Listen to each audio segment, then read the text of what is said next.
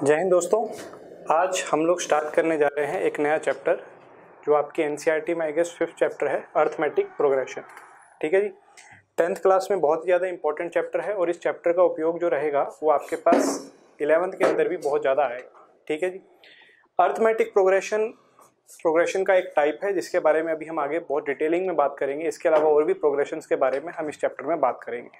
चलिए शुरू करते हैं इस चैप्टर को। तो जो सबसे पहली डेफिनेशन इस चैप्टर में आती है वो आती है सीक्वेंस की। आप देख सकते हैं क्या है sequence. A systematic arrangement of numbers according to a given rule. अब प्यारे बच्चों है क्या कि कई बुक्स के अंदर गिवन रूल के बारे में बताया गया है और कई बुक्स में कहा गया है कि गिवन रूल कोई रूल की जरूरत नहीं है। ठीक है ना। हालांकि मेरे हिसाब से रूल वाली बात यहाँ पर नहीं होनी चाहिए। सीक्वेंस क्या रहता है, सीक्वेंस आपका अगर आप कहीं भी 3 नंबर्स को लिख दें वो एक सीक्वेंस बन जाता है। ठीक है जी। कम से कम 3 नंबर आपको सीक्वेंस के लिए चाहिए। फॉर एग्जांपल मैंने आपके सामने लिख दिया 2, 5, 7 और ऐसे 3 डॉट। तो ये 3 डॉट जो मैंने आगे लगाई हैं, इन 3 डॉट का क्या मतलब होगा, इन 3 डॉट का मतलब होगा कि जो सीक्वेंस है वो आपका चलता जा रहा है, इन्फिनिटली आगे चलता जा रहा है। ठीक है जी। और ये आपकी उस सीक्वेंस की पहली टर्म हो गई, पहला नंबर हो गया। ये उस सीक्वेंस की आपकी सेकेंड टर्म हो गई। इसको आप बोल सकते हैं T1, इसे आप बोल सकते हैं T2, इसे आप बोल सकते हैं T3। ठीक है ना। तो यहाँ पर एज सच कोई भी रूल फॉलो नहीं हो रहा है। ठीक है। तो ये कई बुक्स में गिवन रूल बोला गया है, कईयों में नहीं बोला गया है। ठीक है। हालांकि फॉर मी रूल वाली जैसी कोई चीज इसमें नहीं होनी चाहिए। सीक्वेंस का मतलब है सिंपली कुछ भी 3 नंबर, कुछ भी ऐसा एज सच कोई जरूरी नहीं है कि वो नंबर जो आपके होंगे वो आपके रियल ही हों, सॉरी रैशनल ही हों। जैसे कि हम बात करते हैं, मान लो आपको ये दे दिया पाई, 4, E, तो आप जानते हैं कि पाई क्या रहता है, आपका इरेशनल नंबर रहता है। 4 आपका एक रैशनल है, ई आपका इरेशनल है। तो यहाँ कोई सीक्वेंस एक पर्टिकुलर फॉलो नहीं हो रहा है, कोई रूल फॉलो नहीं हो रहा है, लेकिन इस चीज को हम क्या कहेंगे, सीक्वेंस कहेंगे। ठीक है ना। जहां पर भी आप 3 टर्म देख लें और एक सीक्वेंस को बताने के लिए कम से कम 3 टर्म का होना जरूरी ही होता है बच्चों, है ना। आप 2 टर्म से नहीं बोल सकते कि वे कोई सीक्वेंस है, कम से कम 3 टर्म हो और उसके आगे क्या लगा दिया हमने, 3 डॉट लगा दिया, यानी वो सीक्वेंस जो है वो आपका इन्फिनिटली चलता जा रहा है। ठीक है। चलिए आगे क्या लिखा हुआ है कि if a sequence is given then we can find its nth term. nth term से हमारा क्या मतलब है बच्चों, nth टर्म क्या होती है। देखिए जी, अगर मैं बात करूं nth टर्म की, nth टर्म बोल दीजिए या फिर आप जनरल टर्म बोल दीजिए। जनरल टर्म से क्या मतलब है सर आपका, आप पूछेंगे। तो जनरल टर्म का मतलब क्या होगा कि एक ऐसी बात बोल देना जिससे उस सीक्वेंस के सभी नंबर्स के बारे में हम बता पाए। कोई ऐसी बात आप बता दीजिए उस सीक्वेंस के बारे में जिससे आप उसके हर एक नंबर को आइडेंटिफाई कर पाए। जैसे कि मैं आपके सामने एक एग्जांपल देता हूं बच्चों। एग्जांपल क्या है, ध्यान से समझिएगा। कि मैंने आपसे कहा कि एक जनरल बात कह देता हूं 2n। मैंने आपसे कहा कि जितने भी इवन नंबर्स हैं उनको रिप्रेजेंट करने के लिए मैं इस बात का उपयोग करूंगा। आप कहेंगे सर कैसे, मैं कहूंगा प्यारे बच्चों n की जगह 1 डाल दीजिए, तो आ जाएगा 2 × 1 कितना आ जाएगा बच्चों 2। मैं आपसे कहूंगा n की जगह 2 डाल दीजिए, तो कितना आ जाएगा 2 × 2 बराबर में आ जाएगा 4। आप n की जगह कोई भी नेचुरल नंबर आप पुट कर सकते हैं। यहाँ पे कोई भी नेचुरल नंबर आप डाल दीजिए। मान लीजिए n की जगह पे आपने 100 डाल दिया, तो 2 × 100 कितना आ जाएगा बच्चों, वो आ जाएगा 200। तो कहने का मतलब क्या है मेरा, कहने का मतलब ये है कि आप n की जगह कोई भी नंबर डालें, आपको एक इवन नंबर मिल जाएगा और आप सारे के सारे इवन नंबर्स को जनरेट कर सकते हैं।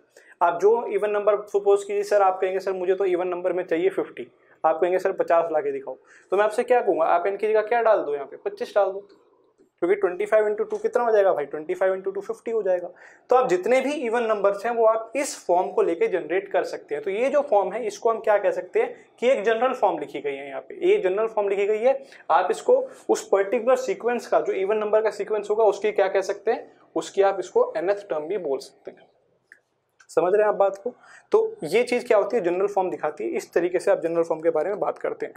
कुछ और एग्जांपल्स ले लेते हैं बच्चों। जनरल फॉर्म के बारे में ही आपको मैं थोड़ी सी बातें और बता देता हूँ। मान लीजिए आपने उपयोग किया किसका, 2n+1 का उपयोग किया।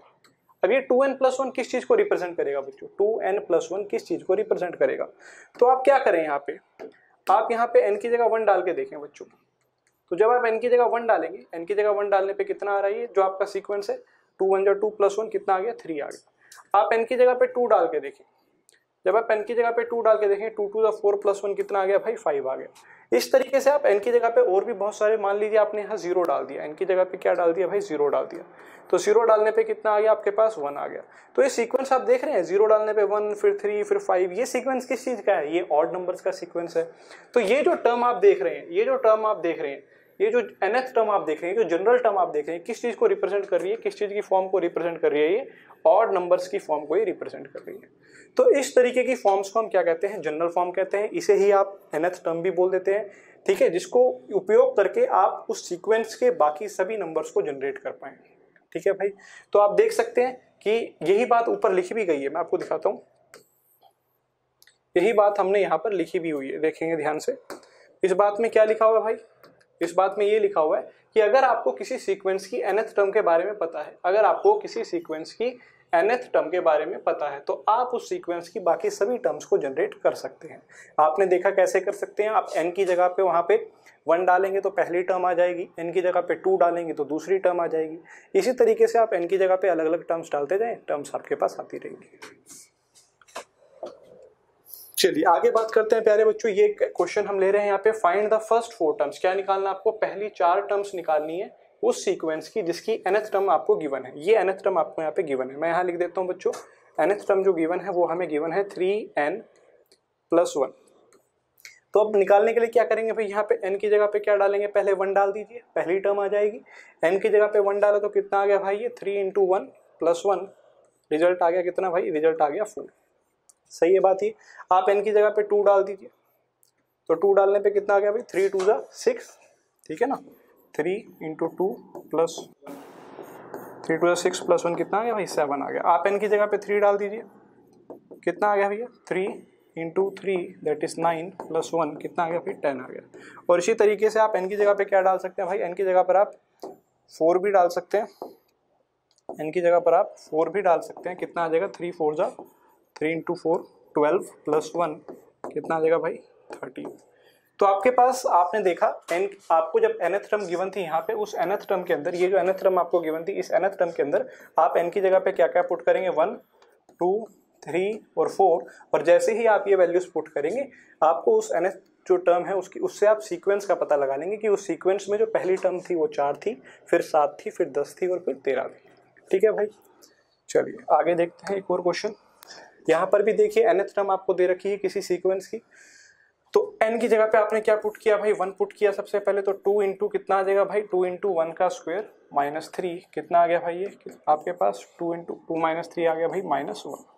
ऐसे ही आप n की जगह पे क्या पुट करेंगे बच्चों, 2 पुट करेंगे, तो 2 × में कितना आ जाएगा, n की जगह 2 पुट किया, 2 का स्क्वायर -3, तो आपका आंसर आ गया 8 - 3 दैट इज 5। फिर n की जगह पे आपने 3 पुट करना है बच्चों, 3 पुट करने पे आप क्या ला देंगे, 2 × में, यहाँ पे 3 का स्क्वायर आ जाएगा -3, 3 का स्क्वायर 9, 9 2 = 18 -3 कितना हो जाएगा बच्चों, 15 हो जाएगा।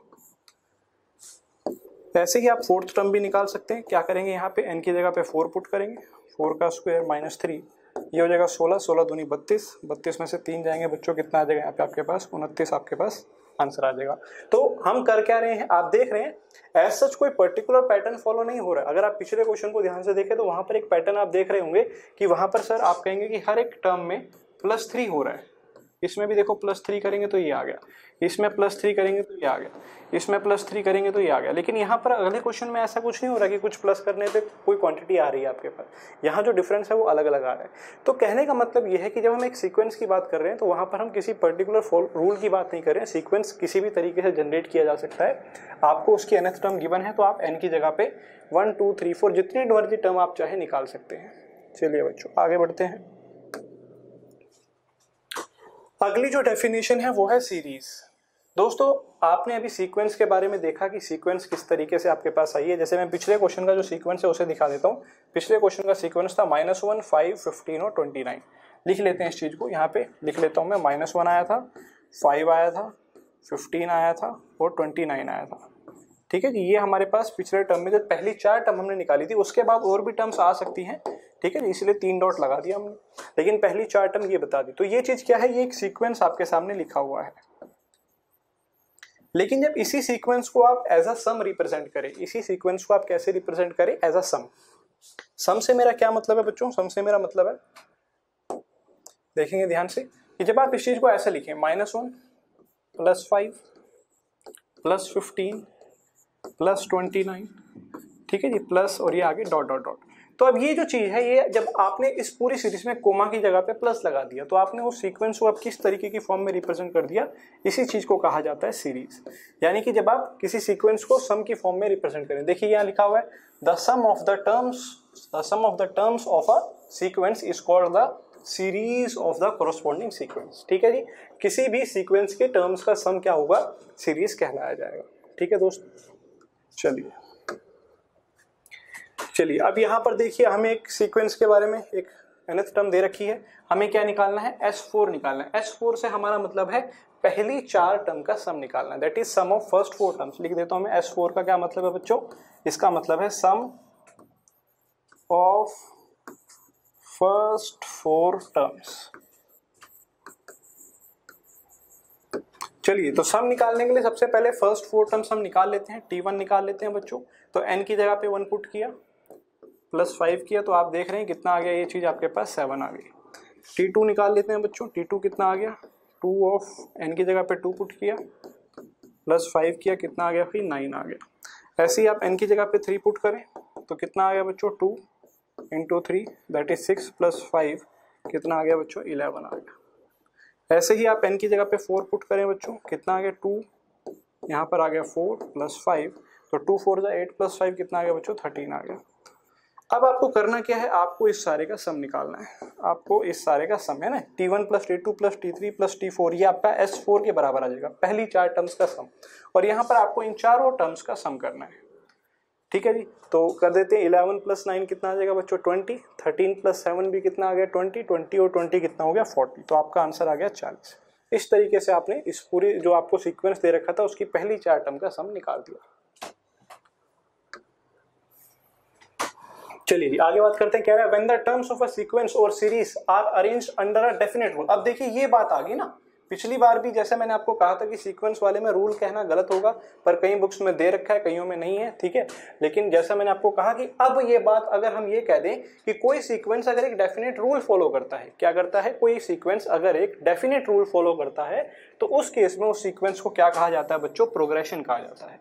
ठीक है जी, उस केस में उसको हम क्या कहते हैं, प्रोग्रेशन कहते हैं। सीक्वेंस तो किन्हीं भी नंबर्स का कलेक्शन हो सकता है, उसको हम नहीं बोलेंगे पर्टिकुलर कि हम रूल ही फॉलो करेगा, लेकिन अगर वो रूल फॉलो कर रहा है और वो एक कोई डेफिनेट रूल फॉलो कर रहा है तो उस केस में सीक्वेंस आपका क्या कहलाया जाएगा, प्रोग्रेशन कहलाएगा।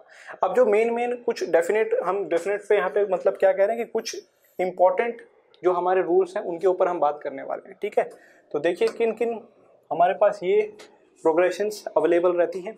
पहला है अर्थमेटिक प्रोग्रेशन, फिर है geometric progression. Arithmetic geometric progression जो ऊपर वाली दोनों को मिलकर बनाती है, फिर है हार्मोनिक, और फिर है कुछ मिसलेनियस, है ना। ये कुछ हमारी वो प्रोग्रेशंस हैं जो हम पर्टिकुलर रूल्स जो बहुत सिंपल से बहुत बेसिक से हम लोग मैथमेटिक्स में यूज कर रहे हैं उनके ऊपर हैं, और फिर मिसलेनियस तो अलग अलग ऑफ कोर्स है ही हमारे पास। ठीक है, जो 10th क्लास के आपके सिलेबस में है, 10th के आपके बोर्ड सिलेबस में है, वो सिर्फ पहले वाला है बच्चों, दैट इज अर्थमेटिक प्रोग्रेशन। ठीक है, यही है सिर्फ आपके 10th क्लास के सिलेबस में। लेकिन अगर हम कंपटीशन में बात करें, ओलंपियाड्स में बात करें, एनटीएससी के अंदर भी पूरे चांसेस रहते हैं कि आपके पास ज्योमेट्रिक प्रोग्रेशन से भी क्वेश्चन पूछे जा सकते हैं। ठीक है भाई, हार्मोनिक प्रोग्रेशन भी काइंड ऑफ थोड़ा सा इंपॉर्टेंट रहता है। बाकी वैसे ये सारा का सारा आप सीक्वेंस एंड सीरीज जो 11th क्लास में चैप्टर है वहां पर भी आप देखते ही हैं।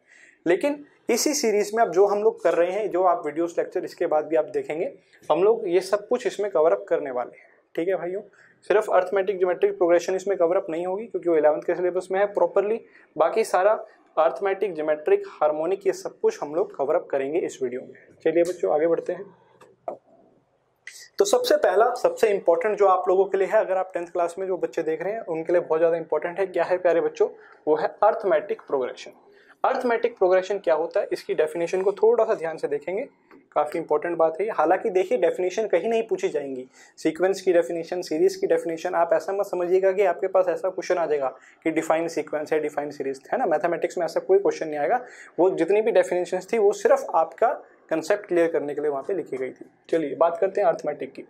तो arithmetic progression is defined as, किस तरीके से डिफाइंड किया जाता है, एज अ सीरीज, एक ऐसा series in which difference between any two consecutive है ना, इस शब्द पे ध्यान दीजिएगा, difference between any two consecutive terms is क्या है प्यारे बच्चों, constant through out the series. उस चीज को आप क्या कहते हैं, अर्थमेटिक प्रोग्रेशन कहते हैं। यानी एक ऐसा सीरीज आपके सामने लिखा हो जिसकी आप कोई भी दो कंसिक्यूटिव माने लगातार आने वाली टर्म्स को पिक करें, है ना। आपने मान लो दूसरी तीसरी को उठा लिया, आपने मान लो पांचवी छठी को उठा लिया, लेकिन ऐसी गलती ना कीजिएगा कि आप एक बार तो पांचवी टर्म को उठा रहे हो, एक बार आप आठवीं को उठा रहे हो। ये कंसिक्यूटिव नहीं होता है बच्चों। आप कंसिक्यूटिव टर्म्स को उठाएं, अगर आप पांचवी को उठा रहे हैं तो उसके साथ आप छठी को उठाएं, ठीक है ना। आप सातवीं को उठा रहे हैं तो आप आठवीं को उठाएं, इस तरीके से आप पिक कर लें, ठीक है। तो कंसिक्यूटिव टर्म्स जब जब आप पिक कर रहे होंगे और उनका जो डिफरेंस आप चेक करें, अगर वो डिफरेंस हमेशा बराबर आए, अगर वो डिफरेंस हमेशा बराबर आए तो वो सीरीज आपकी क्या कहलाती है बच्चों, अर्थमेटिक प्रोग्रेशन कहलाती है। और जो डिफरेंस बराबर आ रहा है, जो कांस्टेंट डिफरेंस आपका बराबर आ रहा है, उस चीज को आप क्या कहते हैं, कॉमन डिफरेंस कहते हैं। एग्जांपल मैं आपको दिखा देता हूं, बहुत सिंपल सा एग्जांपल आप देख सकते हैं इसके लिए। देखिए बच्चों, जैसे कि अगर मैं एग्जांपल्स की बात करूं, बहुत सिंपल बहुत बेसिक सी बात, जैसे नेचुरल नंबर लिख लेता हूं 1 2 3 4 5, ठीक है। आगे मैंने 3 डॉट लगा दी, यानी इन्फिनिटली चल रही है। नेचुरल नंबर्स की एक सीरीज लिखी हुई है बच्चों, ठीक है। अभी इस सीरीज के अंदर अगर आप कोई भी दो टर्म्स उठाएं, मान लीजिए आपने कोई भी दो टर्म्स उठाई, यहाँ से आपने सेकंड टर्म को पिक कर लिया और थर्ड टर्म को पिक कर लिया, ठीक है भाई। तो अगर आप इनका डिफरेंस देखें, देखो थर्ड टर्म को चलिए हम T3 से लिख लेते हैं, क्या है 3, और जो सेकंड टर्म हमने उठाई है वो क्या है बच्चों, वो है 2। और अगर आप इनका डिफरेंस देखें तो 3 - 2 T3 - T2, यानी कि 3 - 2 आपका कितना आ रहा है, 1 आ रहा है। ऐसे ही आप मान लीजिए आपने ये दोनों टर्म्स उठा दी तो इनका डिफरेंस भी कितना आ रहा है, 5 - 4 1 आ रहा है, ठीक है बात ये। तो जब भी डिफरेंस सेम आएगा तो वो आपकी ये क्या लिखी हुई है, ये अपने आप में एक अर्थमेटिक प्रोग्रेशन लिखा हुआ है, ठीक है। चलिए जी, अब यहाँ पे कुछ एग्जांपल्स दे रखे हैं, इन एग्जांपल्स को देख के हम समझने की कोशिश करते हैं कि क्या ये अर्थमेटिक प्रोग्रेशन बना रहे हैं कि नहीं बना रहे हैं, ठीक है जी।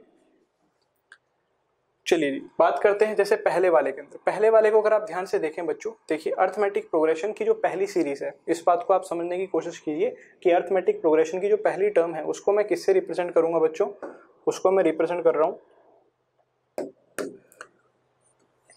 ए से, ठीक है। उसको रिप्रेजेंट कर रहा हूं मैं ए से, ए बोल दीजिए, A1 बोल दीजिए, है ना, A1 से रिप्रेजेंट कर रहा हूं। तो वो यहाँ पर कितनी दे रखी है, 2 दे रखी है। ऐसे ही जो सेकंड टर्म दे रखी है उसको मैं A2 से रिप्रेजेंट कर रहा हूँ, वो कितना दे रखा है, 4। थर्ड टर्म जो है उसको A3 से रिप्रेजेंट कर रहा हूँ, वो कितना दे रखा है बच्चों, 8। फोर्थ टर्म जो हमें दे रखा है यहाँ पे, वो कितना दे रखा है, 16। तो अगर आप यहाँ पे डिफरेंस चेक करें, जैसा मैंने आपसे कहा कंसिक्यूटिव टर्म्स का आप डिफरेंस उठाएं, जब आप डिफरेंस चेक करेंगे बच्चों, तो मान लीजिए मैंने डिफरेंस निकाला पहले किससे, पहले मैंने A2 - A1 किया, क्या किया, A2 - A1, यानी सेकंड में से पहली टर्म को माइनस करके देखता हूँ। तो ये जो डिफरेंस आ रहा है आप देख रहे हैं 4 - 2 कितना आ गया बच्चों, ये 2 आ गया। इसी तरीके से डिफरेंस को एक और बार चेक किया, कैसे, हमने दो कंसिक्यूटिव टर्म्स उठाई 3 और 2, ठीक है ना, 2 और 3 लगातार आने वाली टर्म्स है। तो जब इनका डिफरेंस चेक किया तो ये कितना आ रहा है बच्चों, A3 आया है 8 माइनस ये है 4, तो 8 - 4 आ गया 4। तो आप देख सकते हैं कि जो डिफरेंस पहली बारी में आ रहा था, जो डिफरेंस आपका पहली बारी में आ रहा था, पहली बारी में डिफरेंस आ रहा था 2 और अब डिफरेंस आ रहा है 4। तो ये डिफरेंस हमारा बराबर नहीं आया है, तो इसलिए जब डिफरेंस बराबर नहीं आया है तो ये वाली जो सीरीज है ये आपकी अर्थमेटिक प्रोग्रेशन नहीं होगी, डिफरेंस का बराबर आना जरूरी है। चलिए बच्चों आगे बात करते हैं।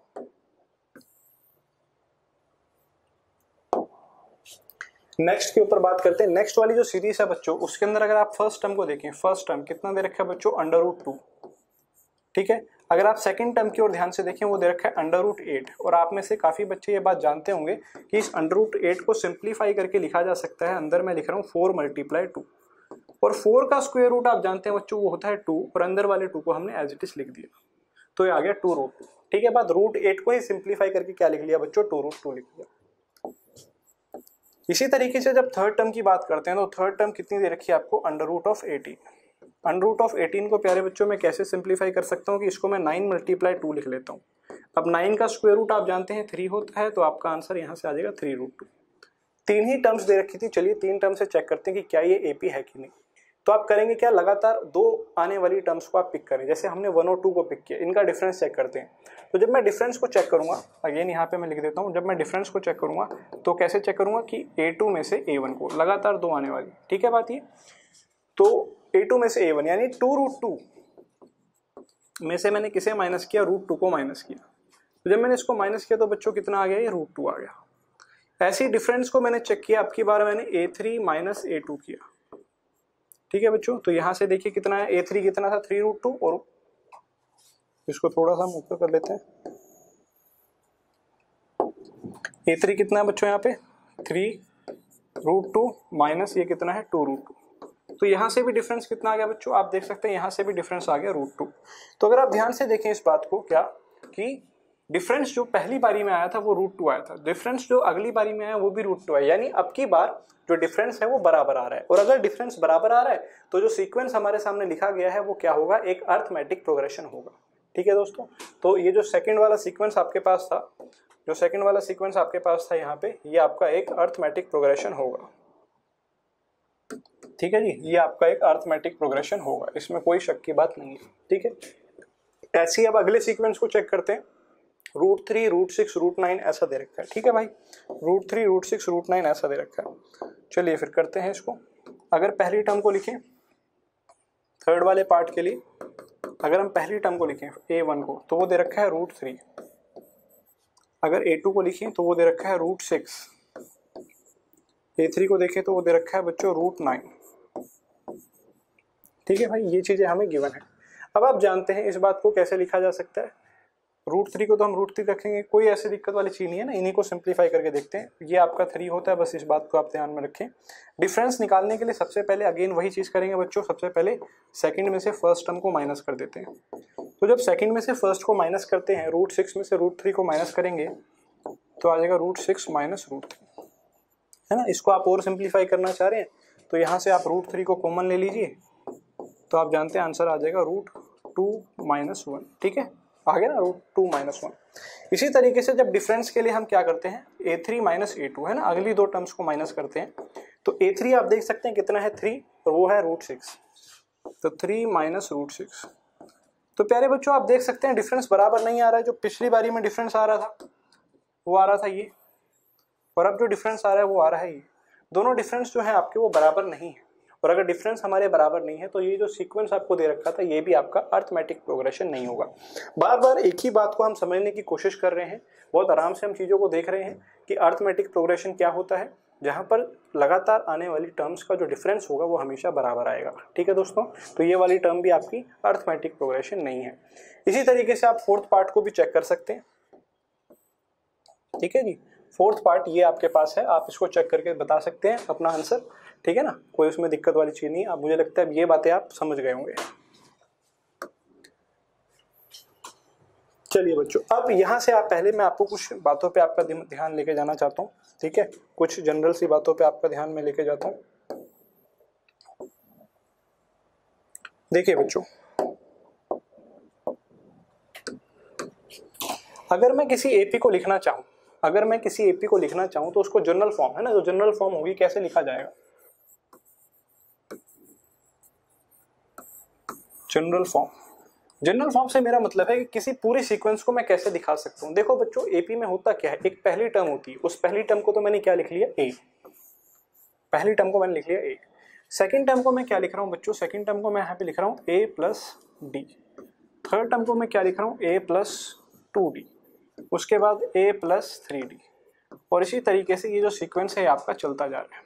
ठीक है भाई, इसी तरीके से ये जो सीक्वेंस है आपका ये उधर चलता जा रहा है, पास ऑन होता जा रहा है। ठीक है भाई, आप कहेंगे सर ये जो आपने लिखा है ये एपी है कि नहीं, हम कैसे मान लें। तो बच्चों एपी है कि नहीं ये मानने के लिए आप क्या करेंगे, आप लगातार आने वाली कोई भी दो टर्म को उठाएं, उनका डिफरेंस चेक करें कि क्या वो डिफरेंस आपका सेम आ रहा है कि नहीं आ रहा है। जैसे कि अगर आप पहली दो टर्म को चेक करें तो इन दोनों का डिफरेंस बच्चों देखो कितना आ रहा है, a2 में से आप इसको माइनस करो तो डिफरेंस आ रहा है d। ऐसे ही जब आप इसमें से इसको माइनस करेंगे, a प्लस 2d में से a प्लस d को माइनस करेंगे तो यहाँ पर भी डिफरेंस आ रहा है d, यहाँ पे भी माइनस करके देखो तो डिफरेंस आ रहा है d। तो हर बार जो डिफरेंस है प्यारे बच्चों वो आपका सेम आ रहा है, और अगर डिफरेंस सेम आ रहा है तो इसका मतलब ये जो सीरीज लिखी गई है ये एक अर्थमेटिक प्रोग्रेशन लिखी गई है। ठीक है भाई, तो ये अर्थमेटिक प्रोग्रेशन को जनरल दिखाने का एक तरीका है कि जब भी आपको दिखाना पड़े कि अर्थमेटिक प्रोग्रेशन कैसा होता है, आप कहेंगे sir a plus D, a plus 2d, a plus 3d जैसा आपका अर्थमेटिक प्रोग्रेशन होता है। ठीक है, अब इसी के अंदर मैं कुछ चेंजेस और कर सकता हूँ। क्या, देखिए ये जो आपकी टर्म लिखी हुई है यहाँ पे, ये टर्म ये आपकी लिखी हुई है बच्चों पहली टर्म यानी कि a1। ये वाली जो टर्म आपकी लिखी गई है, ये टर्म क्या लिखी गई है बच्चों, ये लिखी गई है a2। ये वाली जो टर्म आपकी लिखी गई है बच्चों, ये आपकी थर्ड टर्म लिखी गई है, इसको लिखा जा सकता है A3। सही बात है। ऐसे ही ये वाली टर्म जो आपकी लिखी गई है, ये आपकी चौथी टर्म लिखी गई है, इसे लिखा जा सकता है A4। इस बात में तो किसी को दिक्कत नहीं, ये A1 है, ये A2 है, ये A3 और ये A4 है। आप देख रहे हैं कि जब मैं डिफरेंस निकाल रहा हूं तो डिफरेंस निकालने के लिए मैं क्या कर रहा हूं, डिफरेंस निकालने के लिए मैं A2 में से A1 को माइनस कर रहा हूं, यही कर रहा हूं मैं बार बार। या फिर मैं क्या कर रहा हूं, या फिर डिफरेंस निकालने के लिए ही मैं A3 में से A2 को भी माइनस कर सकता हूं। यही तो होगा। आप कहेंगे कि सर आपने ही तो बोला था कि लगातार आने वाली दो टर्म्स को माइनस कीजिए, तो मैं वही कर रहा हूं, लगातार दो आने वाली टर्म्स को माइनस कर रहा हूं। ऐसे ही डिफरेंस निकालने के लिए मैं ये भी कर सकता हूं बच्चों, A4 माइनस A3। ऐसे ही जनरल है ना, देखिए मैं ऐसा भी कर सकता हूं कि मैं 100वें टर्म में से जो मेरी 99वें टर्म होगी उसे माइनस कर दूंगा, तब भी मेरे पास डिफरेंस आएगा। लगातार आने वाली टर्म्स चाहिए, तो इस बात को अब मैं जनरल करके लिख रहा हूँ कि डिफरेंस के लिए अगर एक जनरलाइज्ड फॉर्मूला बोला जाए, हालांकि आपको ऐसा याद करने की जरूरत नहीं है क्योंकि आप ये बात समझ गए हैं, तो आप लगातार दोनों आने वाली टर्म से चेक कर सकते हैं जनरल फॉर्म में कैसे दिखाया जाएगा। देखिए जब जब यहाँ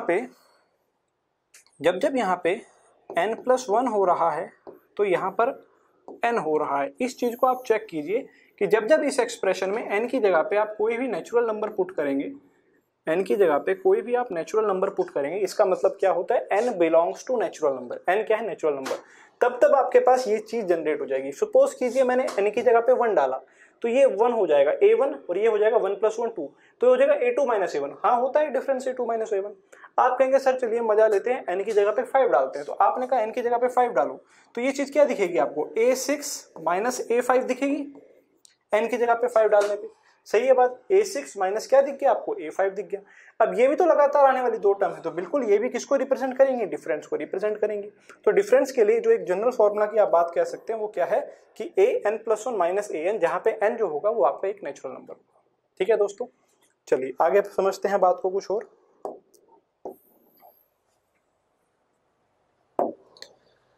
अगर सीक्वेंस के ऊपर हम दोबारा से ध्यान दें कि जो सीक्वेंस मैंने आपके लिए लिखा था यहाँ पे वो क्या लिखा था बच्चों, पहली टर्म मैंने लिखी थी A थी, फिर उसके बाद जो अगली टर्म लिखी थी वो थी A+D, उसमें कोई डिफरेंस जोड़ दिया था। अगली टर्म मैंने लिखी थी A+2D, फिर अगली टर्म लिखी थी मैंने A+3D, है ना। इसी तरीके से आगे तक चलते गए। ठीक है भाई, मैंने आपसे कहा था बच्चों कि ये जो टर्म है ये आपकी कौन सी टर्म है, पहली टर्म है A1। सही है बात। ये जो टर्म है आपकी ये दूसरी टर्म है यानी कि A2। ये जो टर्म है आपकी ये तीसरी टर्म है यानी कि A3। और ये वाली टर्म आपकी कौन से नंबर पे आ रही है बच्चों, 4th नंबर पे आ रही है। अगर आप ध्यान से एक बात को नोट करने की कोशिश करें, वो बात क्या है बच्चों कि जब यहाँ पर देखिए, जब यहाँ पर 2 लिखा हुआ है, ये 2 लिखा हुआ ना, तो यहाँ पर D का जो कोफिशिएंट है वो 1 आ रहा है। जब यहाँ पर 3 लिखा हुआ है तो D का कोफिशिएंट 2 आ रहा है। समझ रहे हैं आप बात। 4 लिखा हुआ है तो D का कोफिशिएंट 3 आ रहा है। यानी कि देखो A तो हर एक में आ रहा है, देखो A यहाँ पर भी आया, यहाँ पर भी आया, यहाँ पर भी आया, यहाँ पर भी आया, A तो हर एक में आ रहा है। तो अगर मैं इसकी एक ही ऐसी फॉर्म, जैसे हमने nth टर्म आपने स्टार्टिंग में देखा था, जनरल फॉर्म के बारे में बताया था कि अगर आपको सभी इवन नंबर्स को दिखाना है तो आप क्या लिख रहे हैं, 2n लिख दीजिए। 2n से वो अपने आप समझ जाएगा कि हाँ ये बात किसकी कर रहा है, इवन की कर रहा है। इसी तरीके से अगर मैं AP की एक जनरल फॉर्म दिखाना चाहूँ कि जिसको लिखने पे मैं ये बोल दूं कि हाँ भैया इसमें आप n की जगह डालते रहो, आपका कुछ ना कुछ आता रहेगा, वो आपका AP बनेगा हमेशा। तो वो कैसे पता लगाएंगे कि अगर एक मैं जनरल फॉर्म की बात करूं, nth टर्म की बात करूं, तो उसमें A तो आएगा ही आएगा, कंफर्म है, क्योंकि A हर एक में आ रहा है। देखो A हर एक में आ रहा है। साथ ही साथ D का जो कोफिशिएंट है वो आप जो यहाँ पर सबस्क्रिप्ट में लिख रहे हो, नीचे जो आप लिख रहे हो उससे 1 कम करके आ रहा है। तो अगर मैंने यहाँ पे n लिखा है बच्चों, तो यहाँ पर D का जो कोफिशिएंट आएगा वो क्या आएगा, n-1 आएगा। समझ रहे हैं आप इस बात को। ये जो बात लिखी हुई है ये बहुत इंपॉर्टेंट बात लिखी हुई है किसी भी AP की nth टर्म के लिए। nth टर्म क्या लिखी हुई है भाई, बात ये किसी भी AP की nth टर्म के लिए ये बात लिखी गई है कि an जो होगा वो बराबर होगा A+n-1 इंटू में D के। A क्यों आया, क्योंकि हर बार देखो A आता जा रहा है, और D का जो कोफिशिएंट है वो यहाँ जो नंबर दे रखा होगा उससे 1 कम आएगा। आप यहाँ पर प्यारे बच्चों n की जगह पे वैल्यू पुट करके देख सकते हैं। सपोज कीजिए आपने n की जगह पे यहाँ पे 0 पुट किया, तो ये वाली टर्म खैर 0 पे तो माइनस में चला जाएगा, है ना, 0 पे माइनस में चला जाएगा और n की जगह पे 0 रखने का कोई तात्पर्य नहीं है। अब ये बात भी यहाँ से एक अच्छी दिमाग में आ गई है कि जो आपकी नंबर ऑफ टर्म रहेगी बच्चों, आप ऐसा थोड़ी बोलेंगे कि 0th टर्म, है ना, या -1th टर्म, या आप ऐसा बोलते हैं कि सर 1.5वीं टर्म ये है या 2.5वीं टर्म ये, ऐसा कभी नहीं होता बच्चों। जो टर्म्स होती हैं वो आपकी प्योरली नेचुरल नंबर की फॉर्म में रहती है कि सर ये पहली टर्म है, ये दूसरी टर्म है, ये आपकी 7th टर्म है, ये आपकी 100th टर्म है, ये बोलते हैं आप। तो n जो रहेगा यहाँ पे वो क्या रहेगा बच्चों, यहाँ पे आप लिख सकते हैं n जो रहेगा वो आपका क्या रहेगा, नेचुरल नंबर रहेगा। नेचुरल नंबर में पहला नेचुरल नंबर अगर आप 1 डाल के देखें तो 1 - 1 0 हो जाएगा। उस केस में जो यहाँ पर आप 1 डालेंगे तो a1 क्या आ जाएगा, a के बराबर आ जाएगा। वही हमने लिखा हुआ है, देखो a1 a के बराबर। n की जगह पे अगर आप 2 डालें तो 2 - 1 a + d हो जाएगा। देखो 2 डालने पे a + d आ रहा है, तो सारी टर्म्स आपकी जनरेट हो जाएंगी यहाँ से। तो आई होप ये बात आप यहाँ तक समझ चुके होंगे बच्चों, ठीक है। ये nth टर्म का बहुत ही इंपॉर्टेंट फॉर्मूला है, इस बात को आप दिमाग में रखें। क्लियर है बात ये। एक और इंपॉर्टेंट बात मैं यहाँ से आपके दिमाग में लेकर आना चाहता हूँ दोस्तों, एक और इंपॉर्टेंट बात मैं यहाँ से आपके दिमाग में लेकर आना चाहता हूँ। वो इंपॉर्टेंट बात क्या है दोस्तों, कि अगर आप ध्यान से देखें कि ये जो nth टर्म का एक्सप्रेशन आ रहा है ये आपका एक n के रूप में लीनियर एक्सप्रेशन आ रहा है, ठीक है जी। यानी n की जो पावर है, n की जो पावर है या आप डिग्री कह दीजिए, n की जो डिग्री है वो कैसे आ रहा है, 1 आ रहा है। इस बात का ध्यान रखिए क्योंकि इस पे आगे अच्छे क्वेश्चन बन जाते हैं कि जो nth टर्म, जो AP की nth टर्म है, अरिथमेटिक प्रोग्रेशन की जो nth टर्म है, उसमें जो n की डिग्री आ रही है वो कितनी आ रही है बच्चों को, 1 आ रही है, ठीक है बात ये। अब अगर आप डिफरेंस को ध्यान में देखें बच्चों, देखिए मैं आपके आगे कुछ और सिंपल से एग्जांपल लिखता हूँ, आपके आगे कुछ और सिंपल से एग्जांपल लिखता हूँ। जैसे मान लीजिए मैंने एक AP आपके सामने लिखी, AP बहुत सिंपल से लिख रहा हूँ बच्चों में, 2 4 6 8 और डॉट डॉट डॉट, यानी आगे चल रही है, ठीक है। दूसरी AP मैंने आपके सामने लिखी है बच्चों, दूसरी AP, 2 AP है ना, वो मैं लिख रहा हूँ आपके सामने। मान लीजिए मैंने लिख लिया 100 99 98 डॉट डॉट डॉट। एक और AP मैं आपके सामने लिख रहा हूँ बच्चों, ये AP कुछ इस प्रकार है, 5 5 5 5 डॉट डॉट डॉट। अब आप कहेंगे सर ये APs किस तरीके से हैं, देखिए आप चेक कर सकते हैं। सबसे पहले तो आप डिफरेंस चेक कर लेंगे। अगर आप इस वाली सीरीज का डिफरेंस बताएंगे बच्चों तो आप देखेंगे डिफरेंस आ रहा है कितना, 2, 4 में से 2 गया 2, 6 में से 4 गया 2, 8 में से 6 गया 2, तो हर बार डिफरेंस 2 आ रहा है। इस वाले की बात करें तो 99 में से जब आप 100 को माइनस करेंगे, ये भी इंपॉर्टेंट बात है बच्चों, क्योंकि मैं स्टार्टिंग से बोल रहा हूँ लगातार 2 आने वाली टर्म्स, लेकिन वो 2 टर्म्स भी एक पर्टिकुलर पैटर्न में है ना, कि जो बाद में आ रही है उसमें से आपने पहले आने वाली को माइनस करना है, ठीक है बात ये। यानी बाद में 99 आया तो 99 में से आप 100 को माइनस करेंगे तो डिफरेंस जो इस सीरीज का आप देख पा रहे होंगे वो आ रहा है -1। सही है बात ये। यानी कि अब आपके दिमाग में घंटी बजी होगी, यानी सर डिफरेंस नेगेटिव हो सकता है, बिल्कुल हो रहा है बच्चों। देखो डिफरेंस नेगेटिव भी आ सकता है, डिफरेंस पॉजिटिव भी आ सकता है। और अगर यहाँ पर आप देखें, यहाँ पर भी आप डिफरेंस देखें तो ये आ गया 0, ये आ गया 0, ये आ गया 0। तो इस केस में जो डिफरेंस आपके पास आ रहा है बच्चों, इस केस में जो डिफरेंस आपके पास आ रहा है वो क्या आ रहा है, 0 आ रहा है। तो किसी अरिथमेटिक प्रोग्रेशन के अंदर जो डिफरेंस है वो आपका पॉजिटिव भी हो सकता है, वो आपका नेगेटिव भी हो सकता है, और वो डिफरेंस आपका 0 भी हो सकता है, ठीक है मेरे भाई। Positive, negative, 0। अगर डिफरेंस आपका पॉजिटिव है तो ऐसी AP को कहा जाता है इंक्रीजिंग AP, ठीक है, इंक्रीजिंग AP। यदि डिफरेंस आपका नेगेटिव है तो ऐसी AP को कहा जाता है डिक्रीजिंग AP, ठीक है, जो डिक्रीज कर रही हो। और डिफरेंस अगर आपके पास 0 आ जाता है तो ऐसी AP को कहा जाता है कांस्टेंट। क्या कहा जाता है बच्चों, कांस्टेंट AP, ठीक है। तो आई होप ये सारे बेसिक से पॉइंट आप लोग अच्छे से समझ गए होंगे। एक बार मैं फिर से दोबारा सब कुछ आपको दिखा देता हूँ कि हमने क्या क्या इस पूरी शीट में कर लिया है।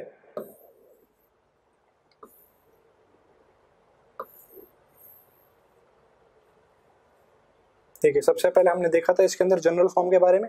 जनरल फॉर्म हमने देखा कैसे दिखाया जा सकता है किसी AP को, a + d, a + 2d, a + 3d करके हम दिखा सकते हैं, ठीक है। जो डिफरेंस आ रहा है उस केस में कॉमन डिफरेंस d आ रहा है, a फर्स्ट टर्म आ रही है। इसी के बेसिस पे सबसे पहले हमने डिफरेंस के बारे में एक जनरल बात बोल दी थी कि डिफरेंस जो होगा वो an + 1 - an की तरह होगा, ठीक है बात ये।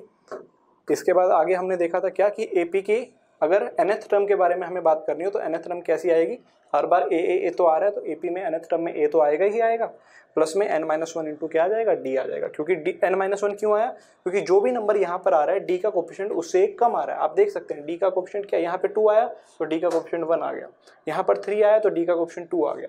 4 आया तो डी का कोएफिशिएंट 3 आ गया, है ना। जो भी यहाँ नीचे आ रहा है उससे एक कम करके डी का कोएफिशिएंट आ रहा है। तो अगर यहाँ पे n आ रहा है तो यहाँ डी का कोएफिशिएंट n-1 आ जाएगा, ठीक है भाई।